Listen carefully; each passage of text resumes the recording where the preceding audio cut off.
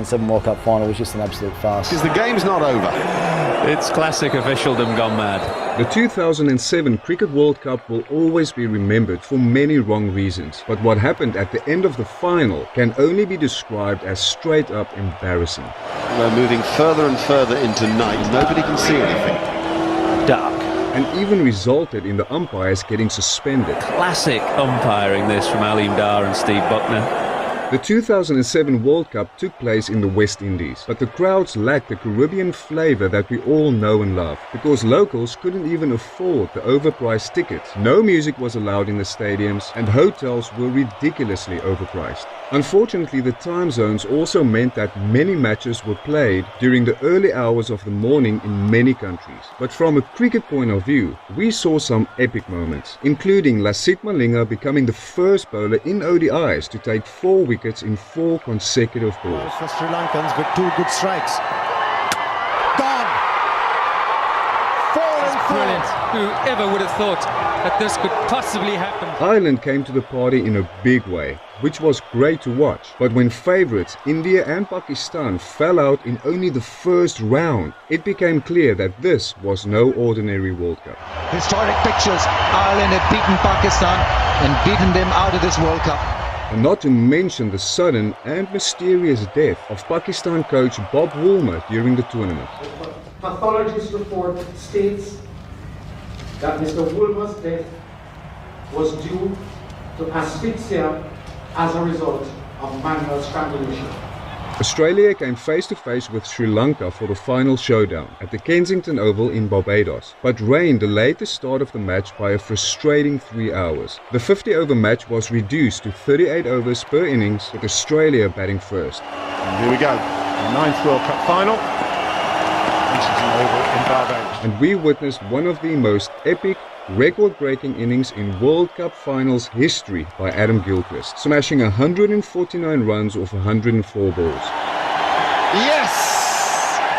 A World Cup 100 to savour! With a squash ball stuffed into his batting glove. It's got a lot of exposure because, I wave my hand around like a bit of a pork chop on TV. Australia scored 281 for 4 in their 38 overs, and Sri Lanka responded with a good recovery after a shaky start, with Jayasuriya and Sangakkara keeping Sri Lanka in the game. Another rain interruption reduced the overs and the target again, but Sri Lanka never got back on their feet after the interruption, while the ground became darker and darker by the minute under heavy clouds and with no floodlights at the Kensington Oval.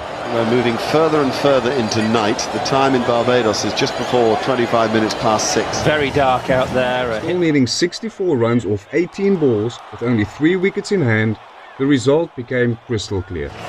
They have this World Cup in the bag and they thoroughly deserve it. The light quickly became so bad that the umpires had no choice but to offer the light to the batters. And with a deteriorating bad light and near impossible chance of victory, the Sri Lankan batters accepted their fate and agreed to end the match. The light has been offered to the batsmen who seem to have taken it. Australia have won the World Cup of 2007. Australia burst out in a roaring and well-deserved celebration, winning the World Cup for the 3rd consecutive time. The crowd went crazy and manic celebrations were underway, while the ground staff quickly carried the presentation stage onto the field. But then something happened that Ricky Ponting later said he was sure had to be a joke. I remember the umpires coming to me on the field saying, we've got to come back and finish this game tomorrow. Now what is Aleem Dar saying? Aleem Dar is in the midst of the Australian team. The umpires suddenly interrupted the Aussie celebrations to inform them that the match is not yet over and that they have to come back the next day to finish the match. You just need a bit of common sense to prevail. But no, the umpires will go by the book. It just didn't make sense. The match was over and decided by the Duckworth-Lewis method. The match is not yet over and that they have to come back the next day to finish the match. You just need a bit of common sense to prevail. But no, the umpires will go by the book. It just didn't make sense. The match was over and decided by the Duckworth-Lewis method, and both teams understood and accepted that. Once 20 overs are done, that was game up. That's game done. Because that was all you needed to complete a game. Why would you come back for 10 minutes to finish a match that's clearly and convincingly been won by Australia?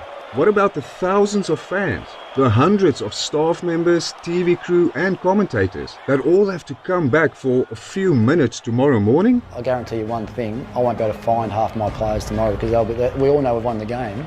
They'll be out celebrating, right? Captains Mahela Joe Wardener and Ricky Ponting came together on the field and both agreed that this was ridiculous. But the umpires were persistent that the game was not yet officially completed. Both captains agreed and decided to rather get back onto the field and finish the game tonight. They'd agreed to come out and face the last couple of overs, which was just literally, I mean, you got no idea how dark it was. Pitch black. With the ground getting darker and darker by the second, the ground staff quickly had to remove the stage from the field again and brought the stumps back out. Glenn McGrath's got to put his stump back. Ricky Ponting's got to give the ball back, and we've got to get on with the game. By this time it was already so dark that Ponting made a gentleman's agreement to only bowl slow for the batter's safety. Just lobbing down off spinners because you wouldn't have been able to see anything else. We're having to work off the monitor that we've got in the commentary box because we certainly can't see anything out in the middle. It's only because the cameras are able to enhance the light that we're able to have these pictures.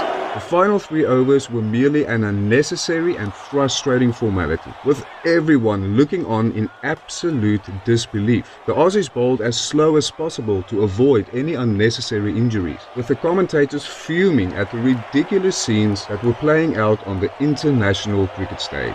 The trouble is this leaves an awful taste, not just for the game of cricket, but for the team that have won the tournament.